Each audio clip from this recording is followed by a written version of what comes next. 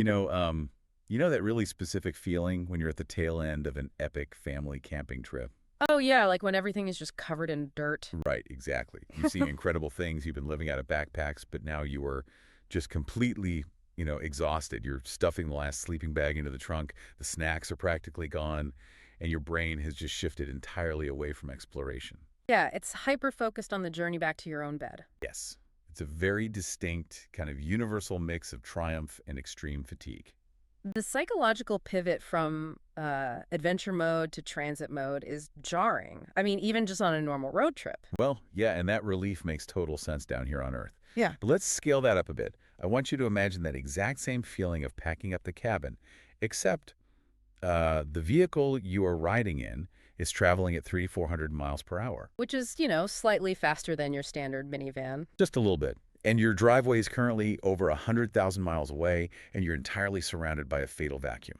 Right, so that significantly raises the stakes of the drive home. You can't exactly pull over if someone needs a break. No, definitely not. So for today's deep dive, we are taking you straight into the cabin of the Orion spacecraft, which is named Integrity, right alongside the four astronauts on Flight Day 9 of the historic Artemis II mission. It's such an incredible mission. It really is. Wow. We've got transcripts, technical readouts, and some highlights straight from NASA Johnson. And our mission today is to put you right there in the passenger seat as they hurtle back toward Earth after flying by the moon. Yeah, we're going to unpack the really mind-bending orbital mechanics dictating their deep space trajectory. But also the surprisingly relatable, deeply human quirks of being stuck in a high-tech capsule with your coworkers. I think what's so compelling about diving into this raw source material is that it really dismantles that sterile, flawless image we often project onto spaceflight. Oh, for sure. We get to see the friction where cutting-edge physics meets fundamental human nature. And it turns out, I mean, human nature doesn't really change just because you're out in cislunar space. No, it really doesn't. Mm. And I actually want to start right there with that friction because the contrast is honestly hilarious. You have the most advanced spacecraft in human history navigating the cosmos, and suddenly mission control down in Houston gets an erroneous reading on a smoke detector in the cabin. Which obviously requires immediate attention. I mean, a fire in microgravity behaves very differently than it does on Earth. Right, because heat rises here, but up there. Exactly. On Earth, hot air rises due to buoyancy, which creates this convection current that feeds oxygen to the flame and, pulls the smoke upward. But in microgravity, there is no up. So the fire doesn't flicker. It just sort of like blobs. Precisely, yeah. It forms this creeping omnidirectional sphere of flame. And the smoke doesn't rise to the ceiling. It just expands outward as a dense, sort of stagnant cloud. Wow, that is terrifying. It is. Because of this, spacecraft rely on heavily distributed optical sensors that are designed to be hypersensitive. You want a smoke detector that errs on the side of a false positive, right? Rather than missing a smoldering wire in some zero-gravity ventilation shaft. Right, better safe than sorry. Yeah. So Houston radios up to the crew, very professionally, asking if they're maybe bumping into the sensor while floating around the cabin. Yeah, just checking if it's user error. Exactly. And the crew responds that they aren't anywhere near it. They say they've got a towel staged over there, but they aren't touching it. Mm-hmm. And then they ask for a minute because they are completely distracted taking pictures out the window. And that detail right there is the key to the whole thing. Yeah, it's so funny. The econ team, the environmental control and life support systems engineers down in Houston, they look at the data timing and the telemetry from the capsule, and they solve the mystery. It isn't smoke at all. It's the camera flash. Mm. I mean, here's where it gets really interesting for me. We spent billions developing this incredibly advanced vessel, and the spacecraft's life safety system gets confused by a photography session. Yep. Help me understand how a burst of light reads as a fire. Well, it comes down to how a photoelectric smoke detector actually functions. Inside the detector, there's a small chamber with a light beam shooting across it, and it misses a sensor. Okay. When smoke enters that chamber, the physical particles scatter that light beam, bouncing the photons into the sensor, and that is what triggers the alarm. Ah, I see. So the optical sensor in Orion's detector was likely overwhelmed by the sudden, really intense burst of photons from the camera flash just reflecting around the small cabin. So the system interpreted that sudden scatter of light as a dense cloud of smoke. Exactly. It is the deep space equivalent of setting off your kitchen smoke detector just by making toast. I mean, honestly, that's a highly accurate analogy. It shows that no matter how sophisticated the engineering is, you are still dealing with fundamental, kind of rudimentary physical workarounds. And the crew's reaction to this is what really sells it for me. They don't panic at all. They just lean into the joke. They tell Houston they're taking photos of a crescent Earth and the solar array through window 1, and they look like they're smiling like a Cheshire cat at the camera. Right, because they specifically position astronaut Victor Glover right next to the sensor because his smile is so incredibly bright. I love that. They even threw in a joke about the Sunny 16 rule, which is a classic photography heuristic for estimating correct daylight exposures without needing a light meter. So they are essentially making these nerdy photographer jokes while simultaneously illuminating a smoke detector with a smile. It's brilliant. It just reminds you that these are incredibly skilled people, sure, but they're also just trying to pass the time. And the psychological reality of that closed-loop environment brings up another really sweet detail in the transcript. The astronauts keep finding these drink notes. Ah, yeah, the bonus drink pouches packed in their food rations. Right. So back on Earth, before the launch, people had written these heartfelt, handwritten messages on the crew's juice pouches. And the crew is unpacking them on flight day 9, preparing for entry day, and they mention how they're just smiling ear to ear every single time they find one. It's huge. It's just a massive morale boost. Yeah, and if we look at the psychological studies surrounding long-duration isolation, whether that's on a submarine, an Antarctic research station, or a spacecraft, those small, tactile connections to home are basically critical infrastructure. They really are. Psychological support isn't just about giving astronauts an iPad loaded with movies. It's about the element of surprise, right? And unexpected moments of human connection. When you're surrounded by the sterile, engineered blackness of space, a handwritten note on a piece of foil is a literal tether to humanity. Absolutely. Though to maintain that morale, they do need to actually survive the trip home. Yes, a minor detail. Minor detail. And that survival hinges on fighting the immense physical forces that are currently pulling them toward Earth. Because outside that cozy cabin, the physical reality is pretty unforgiving. By flight day 9, the Orion spacecraft has officially passed the halfway mark on its route back from the moon. Which puts them roughly 114,000 miles away from Earth. Right. At this point, the mission profile shifts entirely from exploration to what we'd call kinetic management. The trajectory is dictated by orbital mechanics, specifically what the flight dynamics team refers to as the entrapment of integrity into Earth gravity well. Let's break down that word, entrapment. Because it's not like driving a car where you just point the steering wheel at Earth and hit the gas, right? Not at all. A return from the moon isn't a powered, engine-driven flight straight down. It's really a precisely calculated, highly choreographed free fall. Okay. The spacecraft is essentially surfing the gravitational pull of the Earth. Imagine the Earth as a massive bowling ball sitting in the center of a trampoline. So the fabric dips deeply toward the center. Right. And the spacecraft is a marble rolling down that curve. The gravity is doing all the pulling. The engines are really just there to make sure the marble doesn't roll too steep or too shallow. But you still have to aim the marble. And that introduces the RTC-2 burn, the Return Trajectory Correction 2. Correct. I'm looking at the numbers for this maneuver, and I gotta be honest, it just doesn't make sense to me intuitively. Yeah. They are moving at roughly 3,400 miles per hour.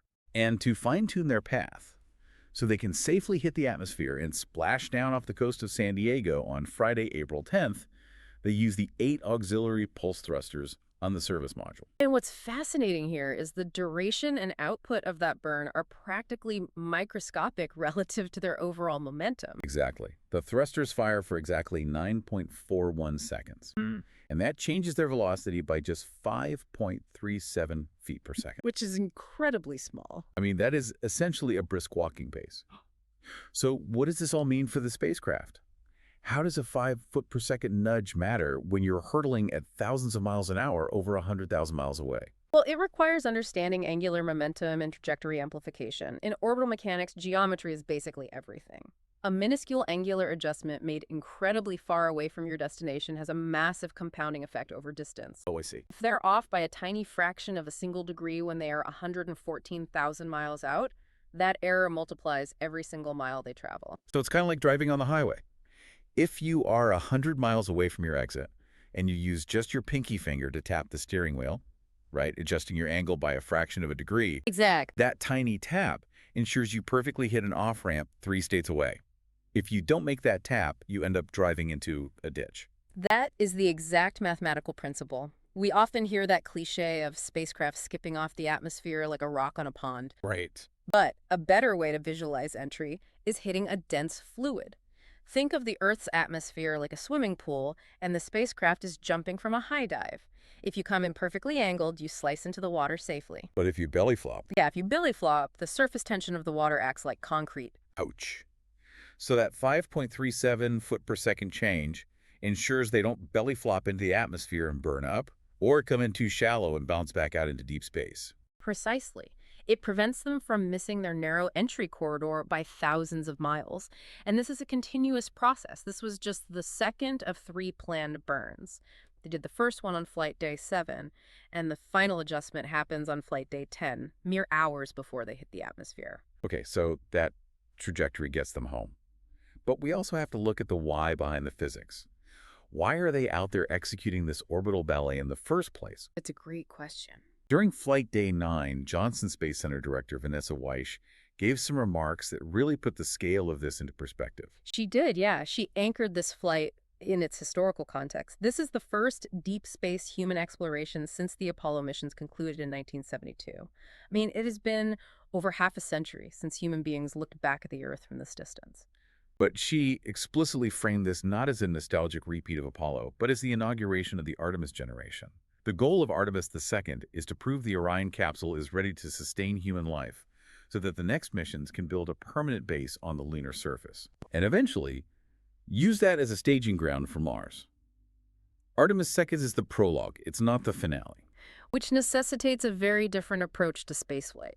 The Apollo missions were sprints, get there, plant the flag, get back safely. The Artemis program is a marathon. It's about sustainable, long-term presence. And that shift in purpose really colored a Q&A session the crew held on Flight Day 9.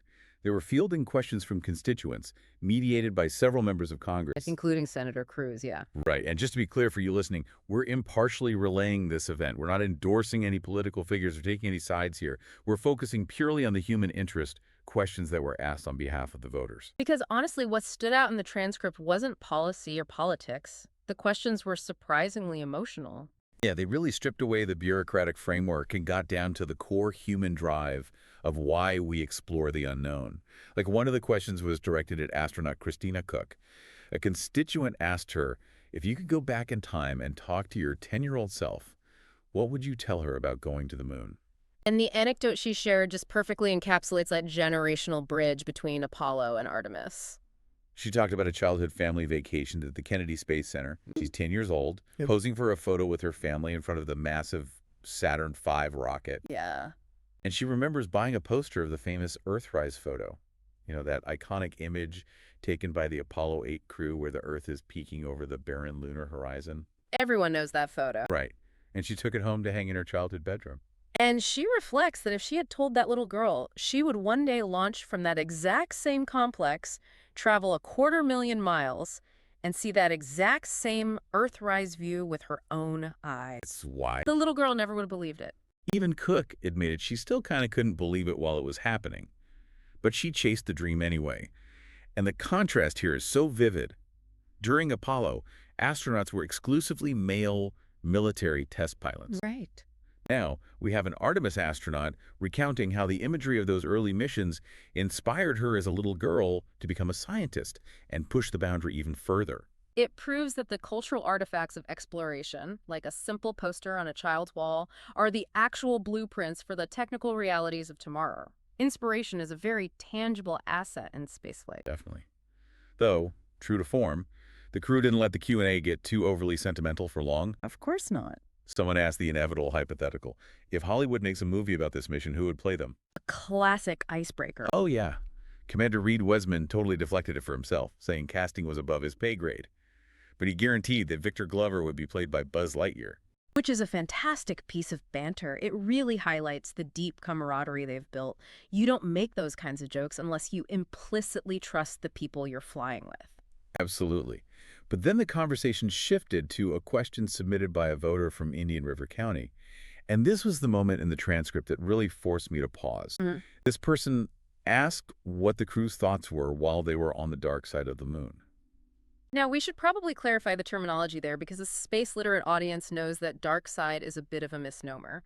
The voter was asking about the far side of the moon. Right. It receives plenty of sunlight, but because the moon is tidally locked with Earth, that hemisphere permanently faces away from us. Which creates a massive operational hurdle. Exactly. When a spacecraft travels behind the far side of the moon, the entire physical mass of the moon sits directly between the capsule and the Earth. It completely blocks all radio signals. Nothing gets through. For that duration, the crew is in a total communication blackout. They are the furthest any human beings have ever been from Earth, and they are entirely cut off. I mean, think about how you feel when your cell phone loses service for 10 minutes. You feel anxious, right? You feel isolated. Now, imagine being in a tin can behind the moon, completely swallowed by the vacuum of space with absolute zero connection to the billions of people back home. It is a profound psychological milestone. Historically, during the Apollo era, the loss of signal behind the moon was a period of intense white-knuckle tension for mission control. I bet. The operational mindset of the 1960s was very much the hyper-individualistic right stuff, Test pilots gritting their teeth and surviving the silence. But the Artemis II crew took that terrifying operational reality and completely inverted the psychology of it. I did. They said that during their nearest approach to the moon, while they were conducting their experiments in the blackout, they took a brief moment for a prayer of gratitude. But more than that, they were hoping that the people back home were experiencing a moment of togetherness. And that phrasing is intentional. They specifically drew a contrast with a moment of silence, which we culturally reserve for mourning or solemnity. Right. They wanted to reframe the radio silence as a unifying active event. They hoped that while they were physically blocked from communicating, people on Earth would look up and realize that we are all ultimately a crew together on Spaceship Earth.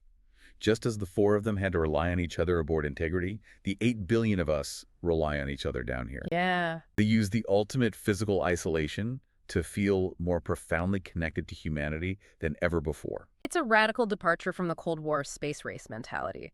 It demonstrates a much more holistic, collaborative philosophy of exploration.